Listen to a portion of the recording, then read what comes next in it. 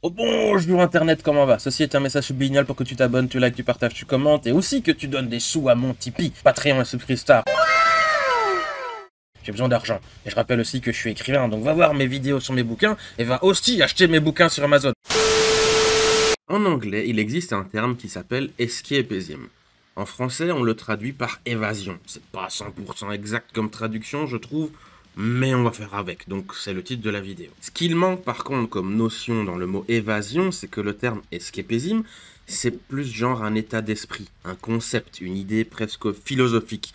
En gros, c'est faire une ode à la possibilité et l'acte de fuir vers quelque chose qui n'est pas la réalité. Ça peut être du divertissement traditionnel, enfin, comme on l'entend aujourd'hui, c'est-à-dire jeux vidéo, films, musique, etc. Mais ça peut aussi des choses comme par exemple regarder un match de foot ou prendre un verre avec des copains. C'est très très large en fait. Ça englobe tout ce qui n'est pas la vie réelle de tous les jours et dans lesquels on peut un peu s'engouffrer et laisser la vraie vie du quotidien en suspens pendant ne serait-ce que quelques instants. Donc vous voyez, le terme évasion, ouais, il est bien, il est pas mal, mais il est un brin incomplet quand même. C'est parfois comme ça quand on veut traduire certains termes ou mots ou expressions se transposent pas bien dans une autre langue. Voilà, apprenez l'anglais s'il vous plaît. Essayez d'apprendre des autres langues, putain. English, motherfucker, do you speak it? Je suis un fervent défenseur de ce précepte, l'évasion, l'escapisme et tout ça, parce que non seulement la chose en soi a une valeur artistique, culturelle, ou simplement le mérite d'exister, mais elle crée aussi des emplois. Je veux dire, dans la vie réelle, c'est pas juste, oh, c'est des fainéants qui veulent pas bosser, ou qui veulent juste que jouer, machin. Non, non, non, non.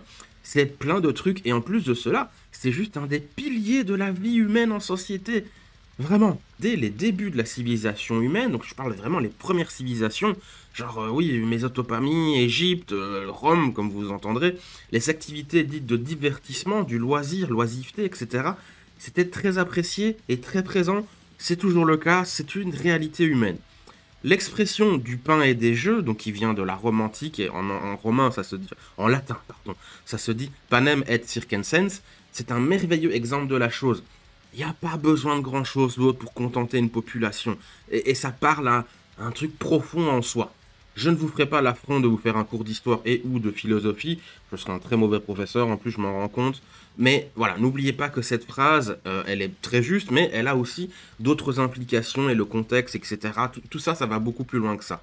La phrase panem et circensens, du pain et des jeux du cirque, voilà, c'est beaucoup plus chargé de sens que juste ce que je dis. Malgré tout, le point est toujours valide, c'est que si vous avez du pain et des jeux, une population, elle est globalement contente ou contentée. Are you not entertained? Are you not entertained? Comme beaucoup d'entre vous qui me regardez et m'écoutez, moi j'ai grandi avec plein de formes d'art et d'œuvres culturelles en tout genre. Je suis un gosse de la pop culture. Je passais mon temps entre des livres d'armée de Warhammer, des cartes Magic, des BD, des albums de métal, des mangas et animés, des films, des séries télé, des jeux vidéo. Pff, la totale. Je suis un pur produit geek des années 80 et 90. Surtout les années 90 d'ailleurs. Parce que je suis né en 88, donc j'ai plus connu les années 90 évidemment.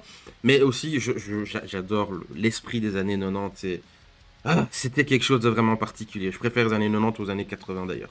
Et c'est pas juste parce que j'ai grandi dedans. Arrêtez avec ça. Bref, ma chambre, elle pouvait ressembler à ça. Ou ça. Ou encore ça. Est-ce que j'ai vraiment besoin de vous convaincre de l'importance de la richesse de tout ça, de son pouvoir social, psychologique, éducatif, ou même créer des vocations professionnelles, j'en parle, mais il y a aussi un vrai truc à faire avec un métier, une population, éduquer la société, créer une plus-value, blablabla. Je veux dire, j'espère que c'est pas le cas. J'en doute d'ailleurs que c'est le cas. Mais voilà, si j'ai besoin de le faire, je crois que vous êtes définitivement perdu et je peux plus rien pour vous. Donc tout l'aspect démagogique et prêché à des convaincus, je vais zapper un peu, je fait pas mal mine de rien au début. Par contre, je vais m'attarder un petit peu sur le pourquoi il faut que ça reste sacré et toute tentative de casser cette évasion, cet escapisme, il faut pas. C'est vilain, c'est pas bien, si tu fais ça, c'est pas bien, t'es un méchant. Non, pas bien. Ça va peut-être vous rappeler la vidéo sur le wokisme, hein, à raison d'ailleurs, mais j'en ai prévu une autre d'ailleurs sur ce sujet-là qui peut faire des échos au truc de wokisme. Mais bon voilà, on continue. De plus en plus, les œuvres diverses et variées, surtout en particulier les comics américains, les jeux vidéo, ils sont envahis par ce qu'on appelle une sensibilité moderne. Ça veut dire que par exemple, on va adapter la chose, sous-entendu déformer, modifier, défigurer en vérité l'œuvre originale, ou au départ imaginée de cette façon-là, pour qu'elle colle aux standards moraux et idéologiques modernes. Souvent donc des idées très woke, très LGBT machin, très l'écologie, blablabla, et j'en passe et des meilleurs, vous connaissez je pense, la chose espérée. Malheureusement pour vous. De cette façon, on censure des anciennes œuvres, pour parfois même les détruire des fois, ou si c'est une licence ancienne qui a une suite, etc., bah on va modifier et tordre le lore, etc., pour que la suite qu'on est en train de faire, elle colle à un truc réel. Et c'est tout ça que j'ai un gros problème. Les œuvres artistiques et culturelles sont ça. Des œuvres artistiques et culturelles. Elles n'ont pas besoin qu'on vienne foutre de la vie réelle dedans. Elles s'inspirent d'événements réels, elles font écho à tout ça, peut y avoir des références ou ce que vous voulez, pas de problème, ok. C'est comme ça que ça marche, limite, hein. Des fois t'as des clins d'œil et tout, pas de soucis, c'est le milieu comme ça, c'est fait comme ça. Mais ça reste ça, c'est une petite touche, c'est un détail, c'est une inspiration, un petit message en sous-lecture, voilà. Et souvent c'est subtil, pas toujours, mais très souvent, la grande écrasante majorité du temps c'est subtil. C'est pas directement, voilà, ton nez dedans avec le qui se pète sur le mur, à ce que le livre ou le jeu te dise directement la chose en brisant le quatrième mur justement, et te faire une prêche, tu vois. Prenons Wall-E par exemple, un film avec un message et un thème éminemment écologique, mais aussi humaniste, quasi dystopique, d'anticipation, etc. Mais voilà, Wall-E a été pensé comme un film à message, on va dire. Mais le film reste un bon film de base. Le thème et les messages, les morales, si on reprend les vieux contes de jadis, parce que c'est limite ça, c'est secondaire, c'est inhérent à la narration et à l'histoire, mais le film en lui-même, en sa qualité de film, il reste bien. Et le message fonctionne et est bien reçu parce que le film est bon. Les personnages sont touchants, l'écriture et la narration sont excellentes, l'humour fonctionne super bien, c'est autant mignon que rigolo d'ailleurs, et c'est ça que ce côté vieux Pixar, qui n'y a plus trop aujourd'hui, mais bon, ça c'est un autre débat. Il n'y a pas de personnage insupportable qui te fait la morale à chaque instant en disant ok, lui c'est pour nous forcer à nous faire confiance, blablabla. On ne prend pas l'audience pour un con non plus.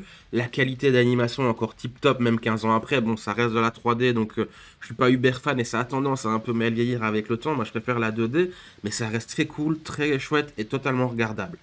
C'est ça dont il faut préoccuper d'abord quand on fait une œuvre d'art, une pièce de culture, ce que vous voulez. Faites ça bien. Peu importe ce que vous essayez de faire, faites-le bien et ne mélangez pas ce que vous voulez transmettre de personnel de vous et la création artistique. C'est deux choses différentes.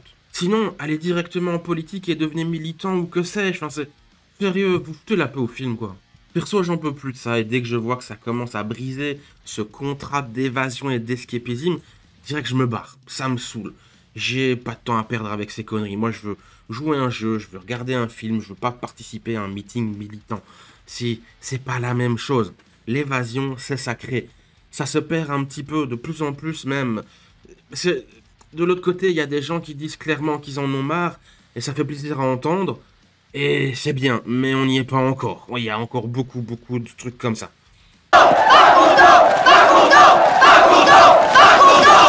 S'il vous plaît.